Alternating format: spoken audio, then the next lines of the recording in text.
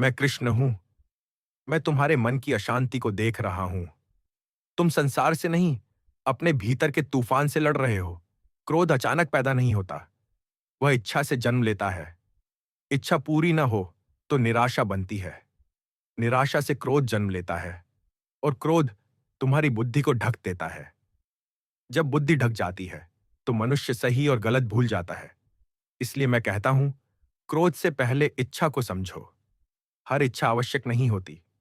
कुछ इच्छाएं केवल मन की आदत होती है। जब तुम हर चाहत को सत्य मान लेते हो, तब पीड़ा शुरू होती है। जो व्यक्ति अपनी इच्छाओं का स्वामी बनता है, वह संसार का भी स्वामी बन जाता है। क्रोध को दबाओ मत, उसे पहचानो। जब क्रोध उठे तो तुरंत प्रतिक्रिया मत दो। रुको, श्वास लो, मन को देखो। तुम पाओगे, क्रोध स्थायी नहीं है। वह लहर की तरह आता है और चला जाता है। पर यदि तुम उसी क्षण बोल दोगे तो शब्द रह जाते हैं, और पछतावा भी।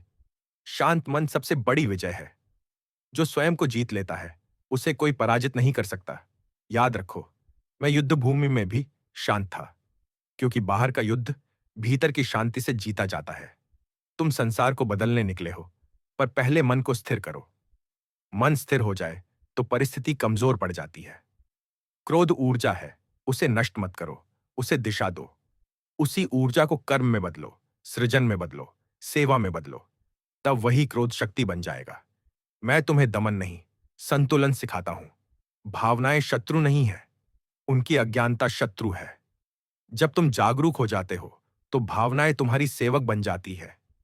इसलिए जागो, मन को देखो, श्वास को सुनो, और हर प्रतिक्रिया से पहले एक क्षण रुक जाओ। उसी क्षण में तुम स्वतंत्र हो, और जहां स्वतंत्रता है वहीं शांति है। मैं उसी शांति में हूं।